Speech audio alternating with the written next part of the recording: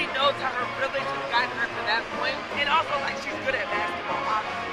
But like she understands her privilege and like what pushes her over the top in a sense. It reminds me a lot. The WNBA is spiraling into complete chaos, and just 1 minute ago, everything changed. Caitlyn Clark, the rookie who single-handedly transformed women's basketball, has finally broken her silence after months of brutal treatment that shocked the sports world. What she revealed could bring down the entire league as we know it. Picture this: a young woman who knows exactly how her privilege opened doors, who understands that talent alone didn't get her where she is, but who also refuses to apologize for being exceptional. That's Caitlyn Clark. And right now, she's standing at the eye of a hurricane that's tearing the WNBA apart from the inside out. For months, fans have watched in horror as she absorbed hit after devastating hit, while referees turned their backs and league officials pretended nothing was wrong. But silence has its breaking point, and Clark just reached hers. The ultimatum the league gave her was the final straw. After enduring what can only be described as systematic targeting, after watching her body take punishment that would end careers, the WNBA brass delivered a message that left everyone stunned. And Clark's response? It's about to change everything. Let's rewind to understand how we got here. When Caitlyn Clark stepped onto that WNBA court for the first time, it wasn't just another rookie debut. It was an earthquake that shook the foundation of women's basketball.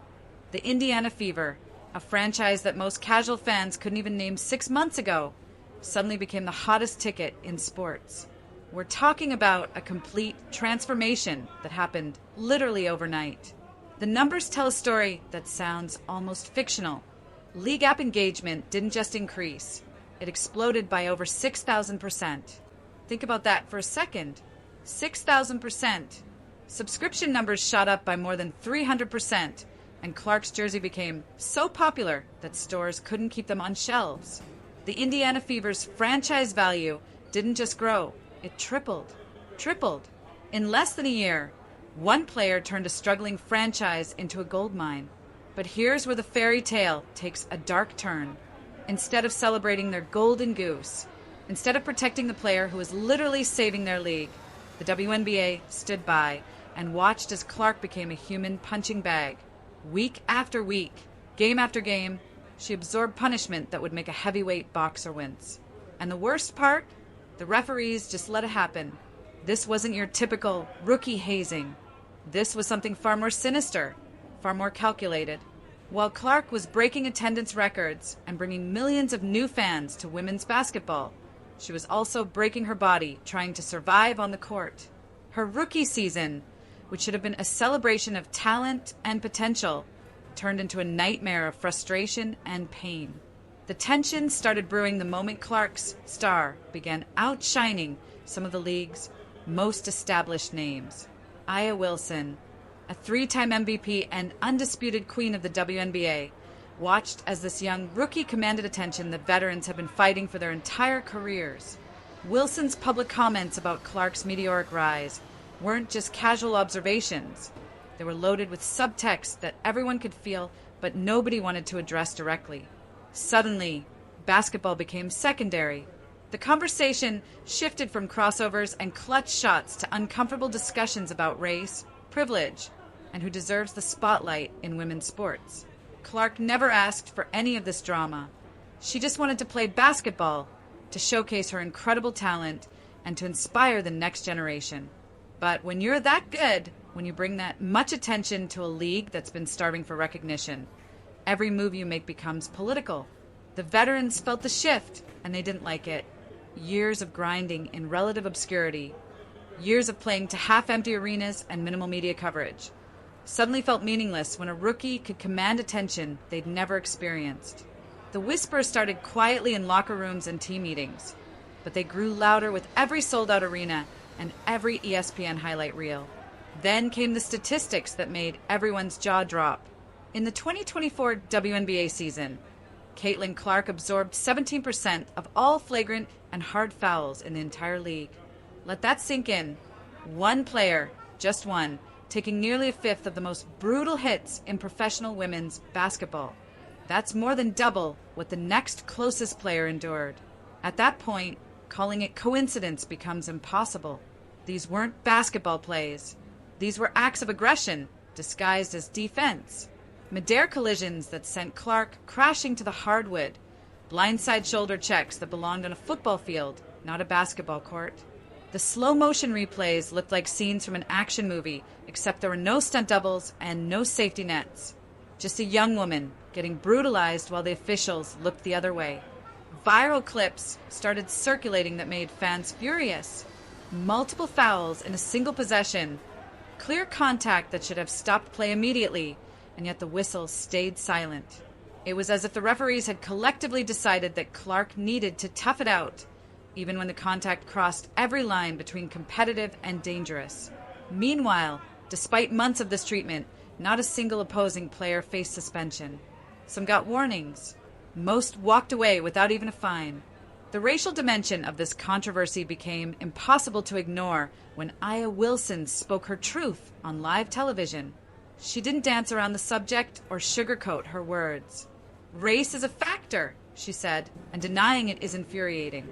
That one statement ripped open a conversation that had been simmering beneath the surface for months.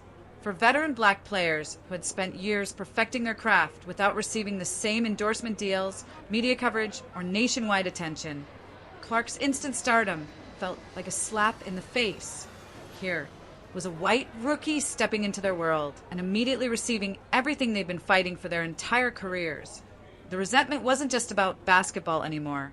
It was about recognition, respect, and representation in a league where those things had always been scarce. But when that resentment translated into targeted retaliation on the court, the situation became dangerous.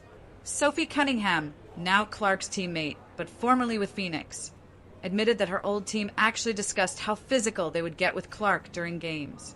That's not basketball strategy. That's premeditated targeting. Even standing in the same locker room as Clark now, Cunningham believes the treatment has gone too far. Legal experts started paying attention, and what they saw terrified league officials. The pattern of repeated, degrading, unequal treatment that Clark experienced fits textbook definitions of a hostile work environment under Title VII of the Civil Rights Act. The Wall Street Journal didn't mince words, warning that a civil rights lawsuit could be imminent. They pointed to the Landmark Harris versus Forklift Systems case from 1993, which established that hostile environments don't require direct insults or physical violence. Repeated degrading behavior is enough. The Department of Justice reportedly began asking questions, transforming what started as a sports story into a potential federal investigation. Suddenly, the WNBA wasn't just dealing with bad publicity. They were facing the possibility of government scrutiny that could expose institutional failures at every level. ESPN's Rebecca Lobo, a respected voice in women's basketball, openly stated what millions of fans already knew. Nearly every heavy contact against Clark could have been called a foul, yet the whistle stayed silent. Dick Vitale didn't hold back either, calling the All-Star voting results pure jealousy when Clark received 1.29 million fan votes, but still ranked 9th among guards in player voting. When your own peers refuse to acknowledge your impact despite overwhelming public support, the message becomes crystal clear. The most damning evidence of institutional failure came from Commissioner Kathy Engelbert's deafening silence. As the head of the league, her primary responsibility should be protecting players, especially the ones driving unprecedented growth and attention. Instead, game after game, Clark absorbed punishment while league leadership offered nothing but crickets. The All-Star game ratings dropped 55% without Clark, proving that her absence directly hurt the league's bottom line, yet they continued to enable her mistreatment. The Olympic team snub felt like the ultimate insult. The very player driving league growth, bringing new fans and generating massive revenue, was left off Team USA. The decision sparked outrage among fans who couldn't understand how the league's biggest star could be overlooked for the sport's premier international stage. It wasn't just about basketball anymore. It was about sending a message that talent and popularity wouldn't protect you from institutional bias. Federal authorities and Congress began demanding answers. Senator Jim Banks sent a formal letter to Commissioner Engelbert, asking pointed questions about player safety and league policies. When your sport becomes the subject of congressional inquiries, You've moved far beyond typical athletic competition into dangerous territory. Clark herself finally spoke up, calling out the double standards that allowed opponents to get away with treatment they would never inflict on other players. Her words carried the weight of months of frustration, pain, and disbelief that the league she was helping to elevate was systematically failing to protect her. The emotional toll became impossible to ignore. This wasn't just about missed opportunities or bad calls. It was about a young woman who came to play the sport she loved and found herself trapped in a system designed to break her spirit. Every elbow thrown her way, every uncalled foul, every institutional slight added up to a crushing weight that no rookie should have to carry. What we're witnessing isn't just a basketball controversy.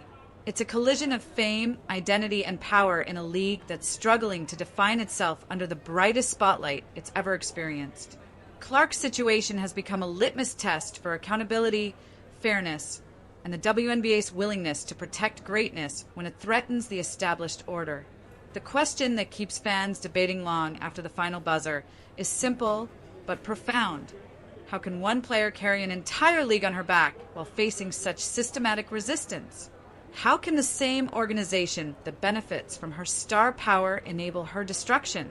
As federal investigations loom, as legal experts warn of civil rights violations, and as Congress demands answers, Caitlyn Clark finds herself battling more than just opponents on the basketball court. She's fighting a system that seems determined to punish her for the crime of being exceptional. The storm surrounding Clark stretches far beyond basketball, touching on uncomfortable truths about race, privilege, institutional bias, and the price of greatness in professional sports. Her silence is finally broken. Her story is finally being told, and the WNBA will never be the same. The question now isn't whether change will come. It's whether the league can survive the reckoning that's about to unfold.